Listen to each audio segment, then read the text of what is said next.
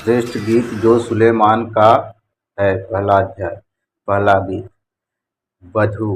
वह अपने मुंह के चुंबनों से मुझे चूमे, क्योंकि तेरा प्रेम दाख मधु से उत्तम है। तेरे भांति भांति के इत्रों की सुगंध उत्तम है। तेरा नाम उंडेले हुए इत्र के तुल्य है, इसलिए कुमारियाँ तुझसे प्रेम रखती हैं। मुझे खींच ले, हम तेरे पीछे दौड़ेंगे। राजा मुझे अपने महल में ले आया है। हम तुझ में मगन और आनंदित होंगे। हम दाख मधु से अधिक तेरे प्रेम की चर्चा करेंगे। वे ठीक ही तुझसे प्रेम रखती हैं। हे यरूशलेम की पुत्रियां, मैं काली तो हूँ परंतु सुंदर हूँ। केदार के तंबुओं के और सुलेमान के पर्दों के तुल्य हूँ।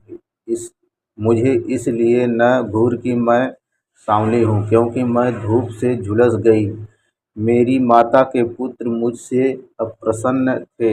उन्होंने मुझको दाख की बारियों की रखवालिन बनाया, परंतु मैंने अपनी निज दाख की बारी की रखवाली नहीं की। हे मेरे प्राणियों, मुझे बता, तू अपनी भेड़ बकरियां कहाँ चराता है? दोपहर को तू उन्हें कहाँ बैठाता है? मैं क्यों तेरे संगियों की भेड़ बकरियां बकरियों के पास घूंघट काढ़े हुए भटकती फिरूं? हे स्त्रियों में सुंदरी, यदि तू यह न जानती हो तो भेड़ बकरियों के खुरों के चिन्हों पर चल और चरवाहों के तंबुओं के पास अपनी बकरियों के बच्चों को चरा।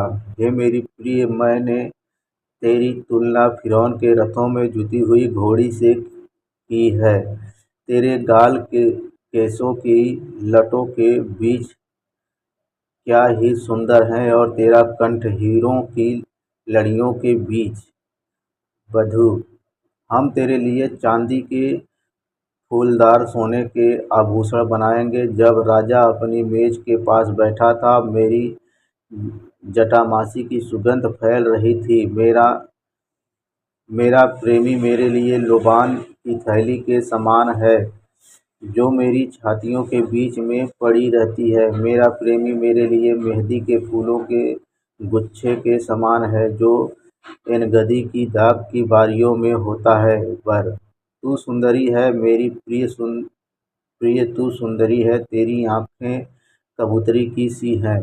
वधू। हे मेरे प्रिय, तू सुंदर और मनभावना है, और हमारा बिछौना भी हरा है। हमारे घर के धरन देवदार है, और हमारी छत की कड़ियाँ सनोवर हैं।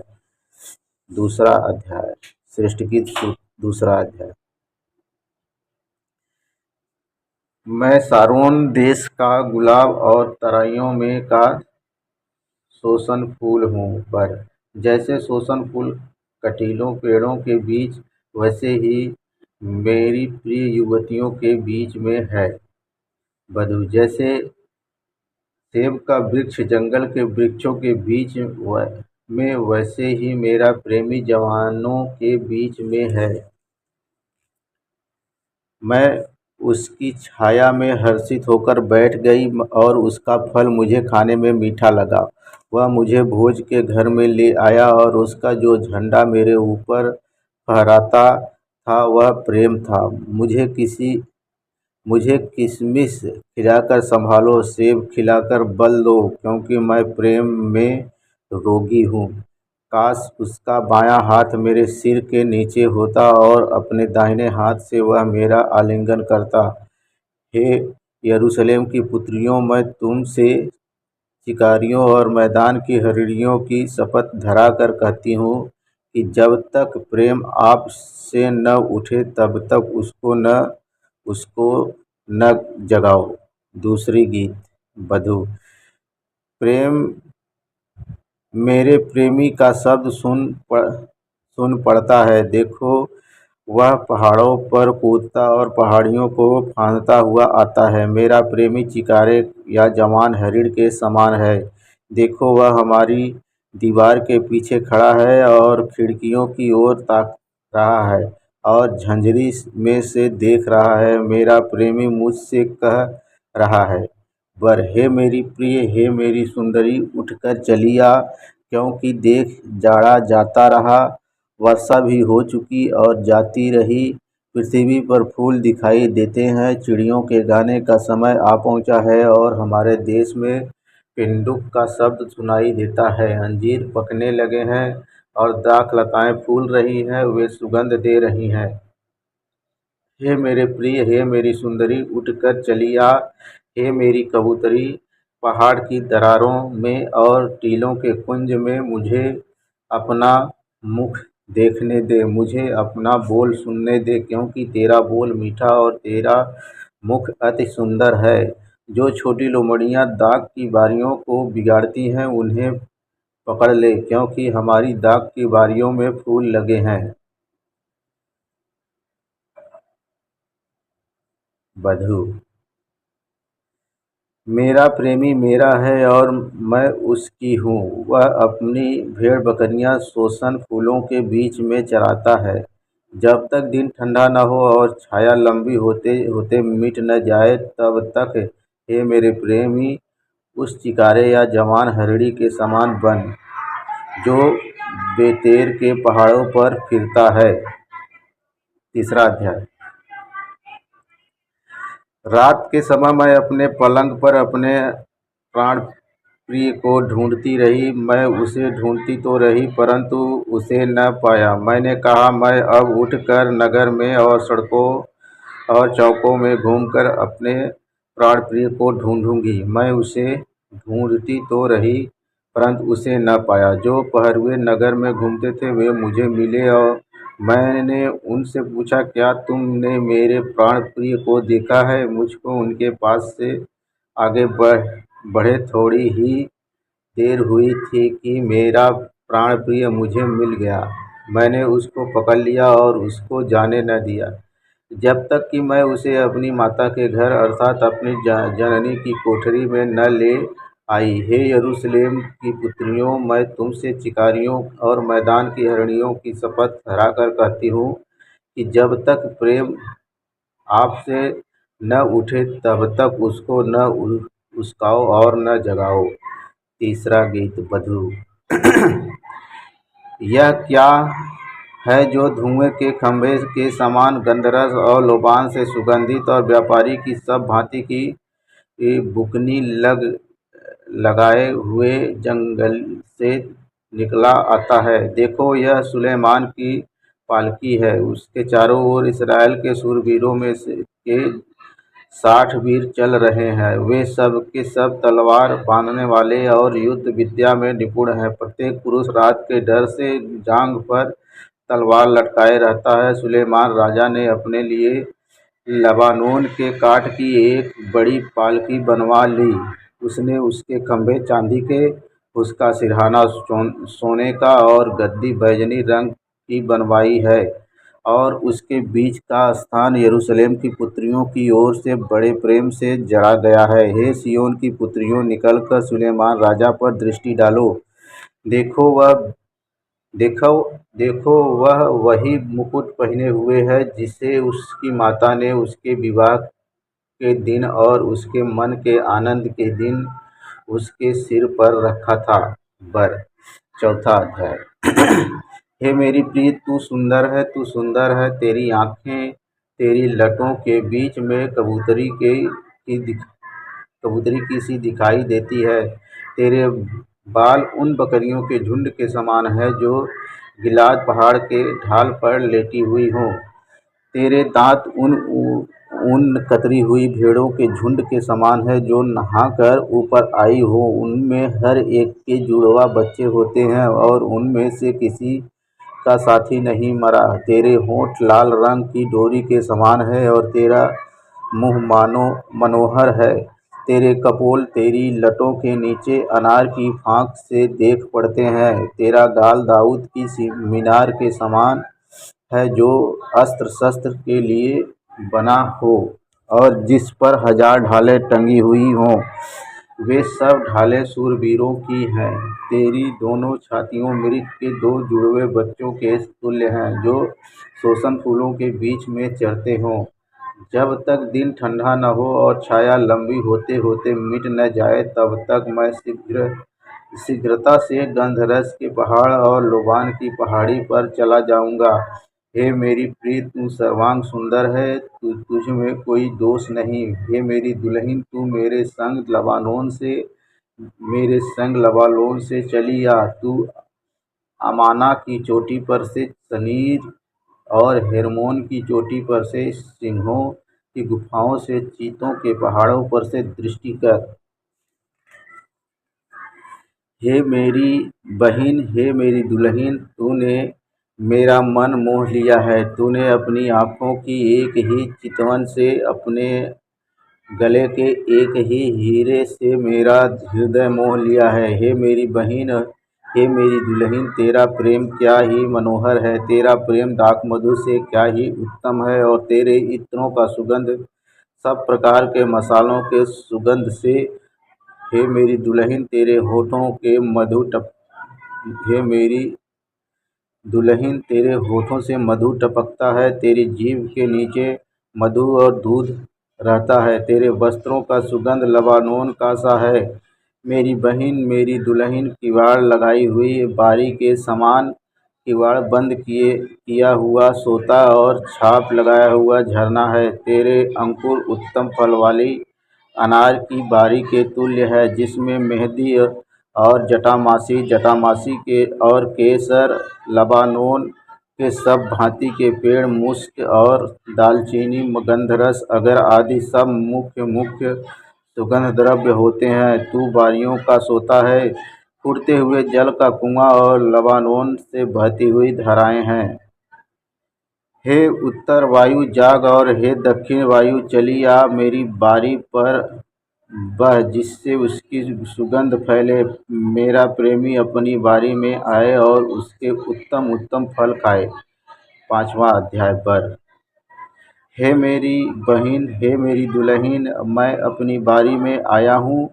मैंने अपना गंधरस और बलसान चुन लिया है। मैंने वधु समेत छत्ता खा लिया। मैंने दूध और दाखमधु पी लिया। सहेलियाँ। हे मित्रों, तुम भी खाओ। हे प्यारों, पियो, मनमाना पियो। चौथा गीत। वधू।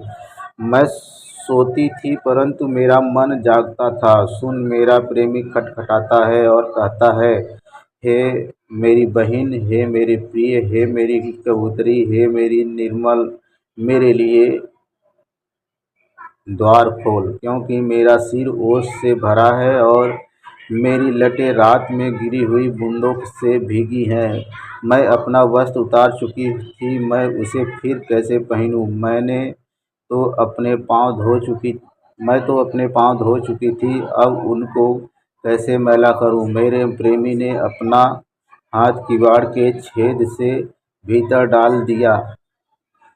तब मेरा हृदय उसके लिए उमड़ उठा। मैं अपने प्रेमी के लिए द्वार खोलने को उठी, और मेरे हाथों में गंधरस टपका, और मेरी अंगुलियों पर से टपकता हुआ गंधरस बेंडे की मूंदों पर पड़ा। मैंने अपने प्रेमी के लिए द्वार तो खोला, परंतु मेरा प्रेमी मुड़कर चला गया था। जब वह बोल रहा था, तब मेरा प्राण घबरा गया था। मैंने उसको ढूंढा, परंतु न पाया। मैंने उसको पुकारा, परंतु उसने कुछ उत्तर न दिया। पहरेदार जो नगर में घूमते थे, मुझे मिले। उन्होंने मुझे मारा और घायल किया। शहरपनाह के प्रहरियों ने मेरी चद्दर मुझसे छीन ली। हे यरूशलेम की पुत्रियों, मैं तुमको शपथ धराकर कहती हूँ, यदि मेरा प्रेमी तुमको मिल जाए तो उससे कह देना कि मैं प्रेम में रोगी हूँ। सहेलियाँ। हे स्त्रियों में परम सुंदरी, तेरा प्रेमी और प्रेमियों से किस बात में उत्तम है? तू क्यों हमको ऐसी शपथ धराती है? वधू। मेरा प्रेमी गोरा और लाल सा है, वह 10,000 में उत्तम है। उसका सिर चोखा कुंदन है, उसकी लटकती हुई लटें कौवों के समान काली हैं, उसकी आंखें उन कबूतरों के समान हैं जो दूध में नहाकर नदी के किनारे अपने झुंड में एक कतार से बैठे हुए हों। उसके गाल फूलों की फुलवारी और बलसान की उभरी हुई क्यारियाँ हैं। उसके होंठ सोसन फूल हैं, जिससे पिघला हुआ गंधरस टपकता है। उसके हाथ फिरोज के जड़े हुए सोने की छड़ें हैं। उसका शरीर नीलम के फूलों से जड़े हुए हाथी दांत का काम है। उसके पांव कुंदन पर बैठाए हुए संगमरमर के खंभे हैं। वह देखने में लबानोन और सुंदरता में देवदार के वृक्षों के समान मनोहर है। उसकी वाणी अति मधुर है, हाँ वह परम सुंदर है। हे यरूशलेम की पुत्रियों, यही मेरा प्रेमी और यही मेरा मित्र है। सहेलियाँ, छठवां अध्याय। हे स्त्रियों में परम सुंदरी, तेरा प्रेमी कहाँ गया, तेरा प्रेमी कहाँ चला गया कि हम तेरे संग उसको ढूंढने निकलें। वधू, मेरा प्रेमी अपनी बारी में अर्थात बलसान की क्यारियों की ओर गया है कि बारी में अपने भेड़ बकरियां चराए और सोसन फूल बटोरे।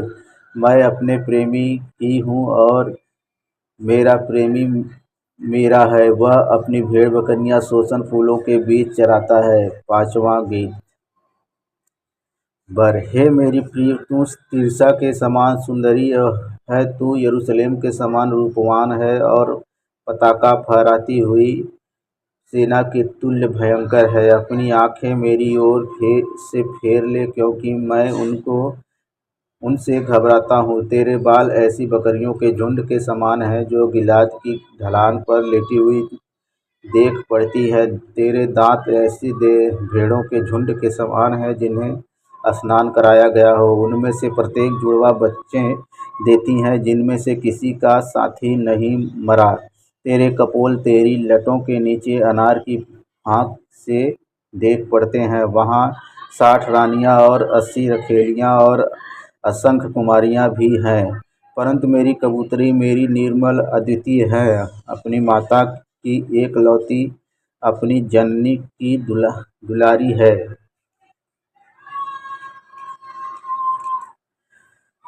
पुत्रियों ने उसे देखा और धन्य कहा। रानियों और रखैलियों ने देखकर उसकी प्रशंसा की। यह कौन है जिसकी शोभा भोर के तुल्य है, जो सुंदरता में चंद्रमा और निर्मलता में सूर्य और पताका फहराती हुई सेना के तुल्य भयंकर दिखाई पड़ती है। मैं अखरोट की बारी में उतर गई कि तराई के फूल देखूं और देखूं कि दाखलता में कलियां लगी और अनारों के फूल खिले ही नहीं। मुझे पता भी न था कि मेरी कल्पना ने मुझे अपने राजकुमार के रथ पर चढ़ा लिया। सहेलियाँ, लौट आ, लौट आ, हे सुलेमीन, लौट आ कि हम तुझ पर दृष्टि करें। क्या तुम सुलेमीन को इस प्रकार देखोगे जैसा महनैम के नृत्य को देखते हैं। बर, हे सतवां अध्याय। हे कुलीन की पुत्री, तेरे पाँव जूतियों में क्या ही सुंदर है। तेरी जांघों की गोलाई ऐसे गहनों के समान है जिसको किसी निपुण कारीगर ने रचा हो। तेरी नाभि गोल कटोरा है जो मसाला मिले हुए दाख मधु से पूर्ण हो। तेरा पेट गेहूं के ढेर के समान है जिसके चारों ओर तोसन फूल हों। तेरी दोनों छातियाँ मृगनी के दो जुड़वे बच्चों के समान हैं। तेरा गाल हाथी दांत की मीनार है। तेरी आंखें हेशबोन के उन कुंडों के समान हैं जो बत्रब्बीम के फाटक के पास है। तेरी नाक लबानोन की मीनार के तुल्य है जिसका मुख दमिश्क की ओर है। तेरा सिर तुझ पर करमेल के समान शोभायमान है और की तेरे सर की लटें बैजनी रंग के वस्त्र के तुल्य है। राजा उन लटाओं में बंधुआ हो गया है। हे प्रिय और मनभावनी कुमारी, तू कैसी सुंदरी और कैसी मनोहर है। तेरी डील डौल खजूर के समान शानदार है और तेरी छातियाँ अंगूर के गुच्छों के समान है। मैंने कहा, मैं इस खजूर पर चढ़कर उसकी डालियों को पकड़ूंगा। तेरी छातियाँ अंगूर के गुच्छे हों और तेरी श्वास का सुगंध सेबों के समान हो और तेरे चुंबन उत्तम दाखमधु के समान हो। वधू, यह सरलता से होठों पर से धीरे धीरे बह जाती है। मैं अपने प्रेमी की हूँ और उसकी लालसा मेरी ओर नित बनी रहती है। हे मेरे प्रेमी, हम खेतों में निकल जाएं और गाँव में रहें, फिर सवेरे उठकर दाख की बारियों में चलें और देखें कि दाख लता में कलियां लगी हैं कि नहीं, कि दाख में फूल खिले हैं या नहीं और अनार फूले हैं या नहीं। वहाँ मैं तुझको अपना प्रेम दिखाऊंगी। दोदा फलों से सुगंध आ रही है और हमारे द्वारों पर सब भांति के उत्तम फल हैं, नए और पुराने भी, जो हे मेरे प्रेमी मैंने तेरे लिए इकट्ठे कर रखे हैं। 8वां अध्याय। भला होता कि तू मेरे भाई के समान होता, जिसने मेरी माता की छातियों से दूध पिया, तब मैं तुझे बाहर पाकर तेरा चुंबन लेती और कोई मेरी निंदा न करता। मैं तुझको अपनी माता के घर ले चलती और वह मुझको सिखाती, और मैं तुझे मसाला मिला हुआ दाख मधु और अपने अनारों का रस पिलाती। काश उसका बायां हाथ मेरे सिर के नीचे होता और अपने दाहिने हाथ से वह मेरी आलिंगन करता। हे यरूशलेम की पुत्रियों, मैं तुमको शपथ धराती हूँ कि तुम मेरे प्रेमी को न जगाना जब तक वह स्वयं न उठना चाहे। 6वां गीत। सहेलियाँ। यह कौन है जो अपने प्रेमी पर टेक लगाए हुए जंगल में चली आती है? बधू। सेब के पेड़ के नीचे मैंने तुझे जगाया, वहाँ तेरी माता ने तुझे जन्म दिया। वहाँ तेरी माता को पीड़ाएँ उठी, मुझे नगीने के समान अपने हृदय पर लगा रख, तब और ताबीज़ के समान अपनी बाँह पर रख, क्योंकि प्रेम मृत्यु के तुल्य सामर्थी है और ईर्ष्या कब्र के समान निर्दयी है। उसकी ज्वाला अग्नि की दमक है, वरन परमेश्वर ही की ज्वाला है। पानी की बाढ़ से भी प्रेम नहीं बुझ सकता और न महानदों में डूब सकता है। यदि कोई अपने घर की सारी संपत्ति प्रेम के बदले दे दे, तो भी वह अत्यंत तुच्छ ठहरेगी। बधू।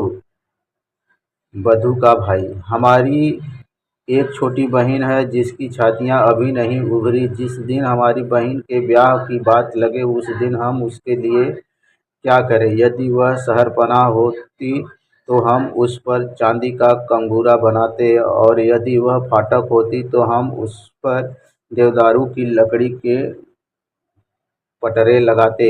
वधू।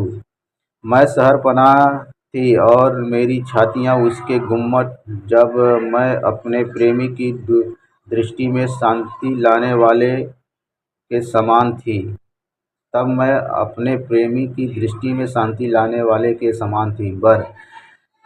बल्हामोन में सुलैमान की एक दाख की बारी थी। उसने वह दाख की बारी रखवालों को सौंप दी। हर एक रखवाले को उसके फलों के लिए चांदी के 1000 टुकड़े देने थे। मेरी निज दाख की बारी में मेरे ही लिए हैं। हे सुलैमान, 1000 तुझी को और फल के रखवालों को 200 मिले।